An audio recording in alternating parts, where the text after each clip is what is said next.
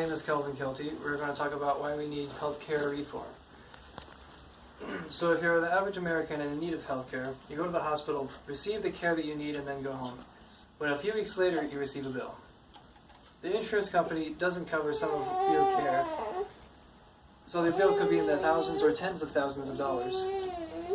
Why is that? Hospital billing is pretty much a total scam.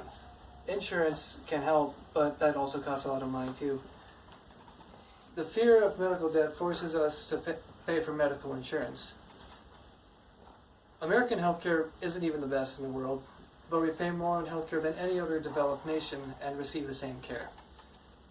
Healthcare for the average American costs a little over $10,000 a year. That's around 60% more than other developed nations. So why is healthcare in America so expensive, and what are the alternatives? Well, first you have to look at the history of medical billing to understand why it is this way in the first place. Our healthcare system happened from a series of accidents, unlike other countries across the pond.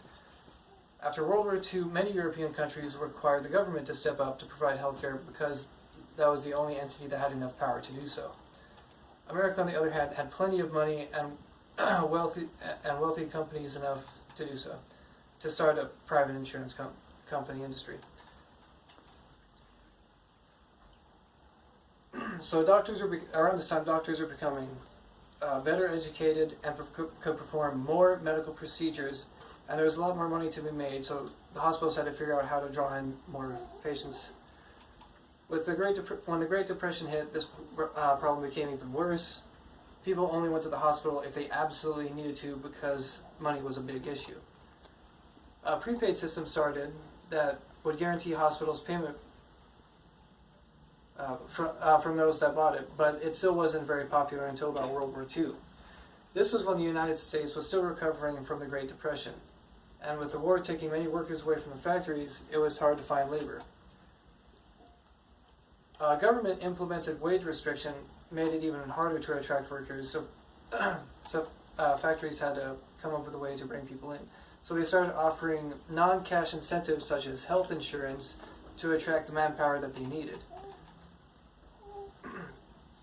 Hospital billing started rapidly increasing in price around the 1980s. Healthcare companies started increasing in price around the year 2000, and they also wanted patients to pay more of the bill. Anyone that reads what they are being charged at hospitals know that something is wrong with the prices. So why is everyone being so overcharged?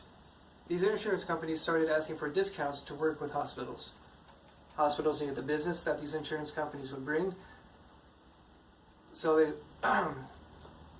but they couldn't afford to give them the desired discounts, so they decided to increase the prices dramatically to offer these insurance companies a fake discount. So they literally made up prices that people would have to pay, and so on. So that's the history about how does that affect you today. While prices are outlandishly high, some hospitals became incredibly more expensive than others for no logical reason. Even if you have insurance, hospitals still charge even if you don't have insurance, hospitals still charge for the overinflated prices. Since insurance companies were paying fake discounts to still very highly inflated costs, they needed to increase costs of insurance premiums, which is why people are paying more and more. As hospitals continue to increase prices, the problem just keeps getting worse. So, the closest hospital to me, a dose of Tylenol will cost $60. A pair of nitrile gloves costs $10. You're literally charged for everything that they use. Think about that the next time the doctor changes his gloves or offers you medication that you have in your medicine cabinet. On 9 News last year, a man in Aurora received a bill from a hospital for about $2,100 for a mosquito bite. All he received was Benadryl and advice from the doctor. His story made it to 9 News, where a legal professional gave people advice on how to deal with expensive medical bills. It wasn't very good advice. Well, it was good advice for what it was, but it didn't cover the problem. The advice included negotiate to pay part of the bill right away, and ask for forgiveness on the rest. call the provider to see if you can go on a payment schedule, or ask a debt collector to cease and desist when it comes to the collector contacting you, which doesn't mean that's actually going to go away. This, the explanation of benefits, EOB, is not on the bill. And then also, don't be shy about asking questions before the service is rendered, which doesn't really help at all because you're going to need service anyway. So, none of these talk about the real problem, which is the hospital billing system. We have talked about how our healthcare came to be and how it affects the consumer. But this is how we could fix it. The government could regulate prices and take over some medical costs and payments. A Medicare for All proposal could save $2 trillion over the course of 10 years. That is if the money in the private sector is spent in the public. According to a study about Bernie Sanders' Medicare for All plan, which was his main selling point for the presidential race, it would save $2 trillion. According to a Harvard economist, another reason why healthcare is high is the administrative costs. So according to a Harvard economist, David Cutler, the administrative costs of running a healthcare system are astronomical. About 1/4 of healthcare is associated with administration, which is far higher than any other country. So notice a trend. American healthcare just simply costs more to operate, but it doesn't actually have to. The administrative costs could be brought down. The government could also negotiate prices with pharmaceuticals. Many other countries already do this. Medicaid has the power to negotiate the lowest possible price. So this is already being practiced, just not on a very broad scale. Medicaid also doesn't have to pay the obscenely inflated prices that hospitals charge the customers, the patients. The government doesn't have to pay the whole bill, though. Countries such as Canada, United Kingdom, France, and Switzerland all have partially government-paid health care. So many of them, it's up to 80% of the cost. And then private insurance can take care of the rest, whatever the government doesn't pay for. In many of these countries, the government regulates the prices to keep costs low, including insurance costs. The UK government runs the hospitals, which also keeps costs low for them. So, why doesn't the government already do this?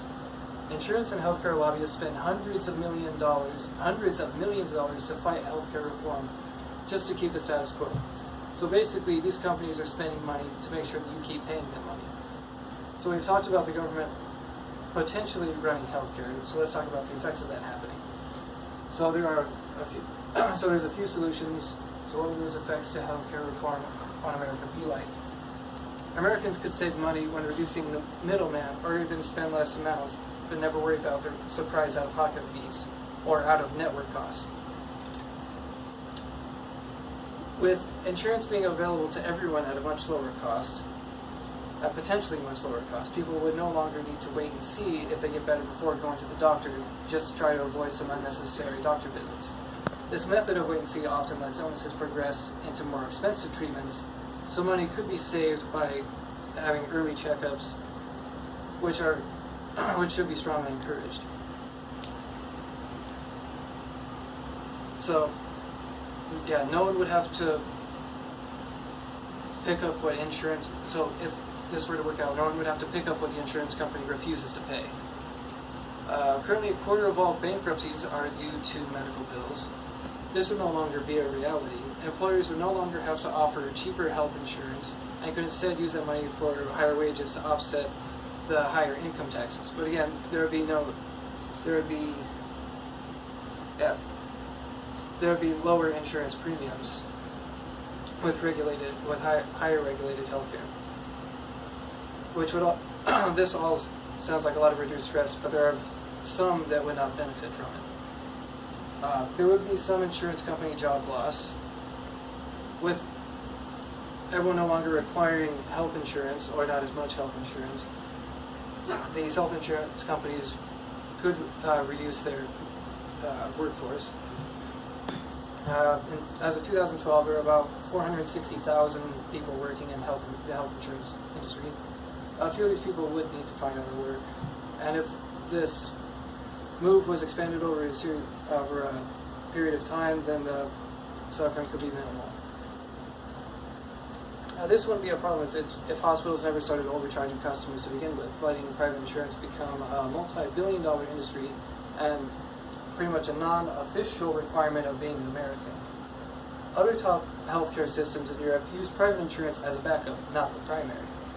The loss, the job loss is unfortunate, and if the downside, I understand that. In the modern world, access to affordable health care should be a right, not a privilege.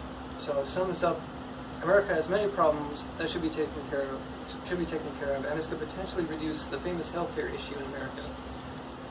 Government-regulated healthcare might be hard to achieve with all the obstacles in the way, but even small changes on how hospitals charge, negotiate, operate, how medicine prices, and insurance companies, how they also operate, could decrease medical costs.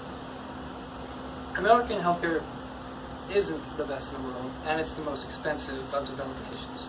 Fear of medical debt forces us to buy medical insurance, while other systems use private insurance as a backup to pay for what the government doesn't. And like I said earlier, medical costs the average American about $10,000 a year, which is 60% higher than most other developed nations. And in just 5 years, by about 2023, it'll be closer to about $15,000 per person per year.